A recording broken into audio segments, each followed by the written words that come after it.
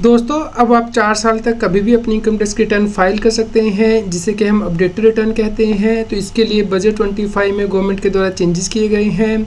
तो कौन से व्यक्ति ये रिटर्न फाइल कर सकते हैं और इसके लिए क्या कंडीशन है, इसके बारे में इस वीडियो में डिस्कशन करेंगे। तो आप इस वीडियो को अंत तक जरूर देखें और आप हमें व्हाट्सएप चैनल पे भी सब्सक्राइब कर लें। लिंक वीडियो के डिस्क्रिप्शन में भी दिया गया है और कमेंट में पिन किया गया है, ताकि आपको इनकम टैक्स के रेगुलर अपडेट आपके मोबाइल पे ही मिलते रहे। QR कोड आपकी स्क्रीन पे दिया गया है, जिससे कि आप स्कैन भी कर सकते हैं।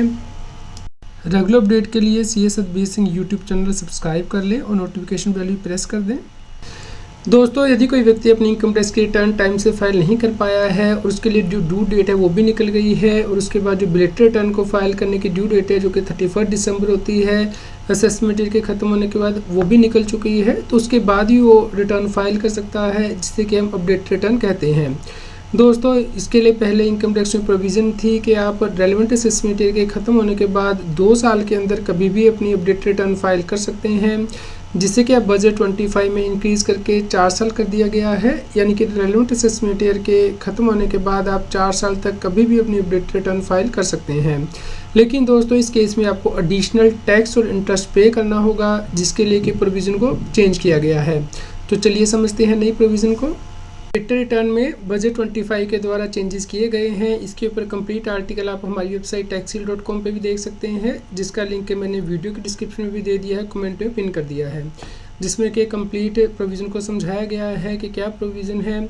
दोस्तों अभी तक तो ये प्रोविज़न थी कि आप अपडेटेड रिटर्न को फाइल कर सकते हैं रेलेवेंट असेसमेंट ईयर के ख़त्म होने के बाद। यदि आप 12 महीने के अंदर फाइल कर देते हैं तो आपको जो टैक्स है वो तो पे करना ही होता है। इसके अलावा आपको 25% एडिशनल टैक्स जो है वो और इंटरेस्ट का 25% पे करना होता है। और यदि आप 12 महीने के बाद फाइल करते हैं असेसमेंट ईयर के ख़त्म होने के बाद, तो आप 24 महीने तक फाइल कर सकते हैं। लेकिन इस केस में आपको 50% जो टैक्स और इंटरेस्ट है उसका एक्स्ट्रा अमाउंट आपको पे करना होता है।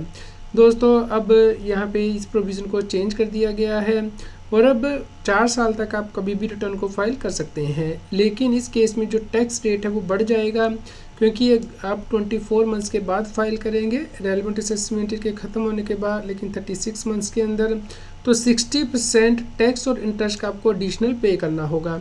और यदि आप 36 मंथ्स के बाद फाइल कर रहे हैं 48 मंथ्स के अंदर रेलेवेंट असेसमेंट के ख़त्म होने के बाद, तो आपको 70% टैक्स और इंटरेस्ट का एडिशनल पे करना होगा।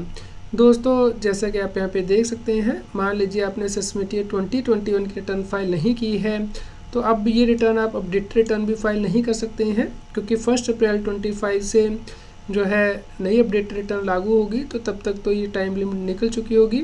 लेकिन आप असेसमेंट ईयर 21-22 की ITR फाइल कर सकते हैं। इस केस में आपको 70% एडिशनल टैक्स और इंटरेस्ट आपको पे करना होगा, और ये रिटर्न आप फाइल कर सकते हैं 31 मार्च 26 तक। दोस्तों यदि आप असेसमेंट ईयर 22-23 की ITR फाइल करना चाहते हैं तो 31 मार्च 25 तक फाइल कर सकते हैं, जिसमें कि आपको 50% एडिशनल टैक्स और इंटरेस्ट पे करना होगा। और यदि आप 31 मार्च 26 तक फाइल करते हैं तो 60% एडिशनल टैक्स और इंटरेस्ट पे करना होगा। और यदि आप 30 मार्च 2027 तक करते हैं तो 70% एडिशनल टैक्स और इंटरेस्ट पे करना होगा। और यहाँ पे यदि 23-24 की ITR आपने फाइल नहीं की है तो 31 मार्च 25 तक फाइल कर देंगे तो 25% एडिशनल टैक्स और इंटरेस्ट का पे करना होगा। और 31 मार्च 26 तक 50% एडिशनल टैक्स और इंटरेस्ट पे करना होगा। 31 मार्च 2027 तक भी फाइल कर सकते हैं, लेकिन इस केस में आपको 60% एडिशनल टैक्स और इंटरेस्ट का पे करना होगा। और यदि आप 31 मार्च 2028 तक फाइल करते हैं तो 70% एडिशनल टैक्स और इंटरेस्ट पे करना होगा।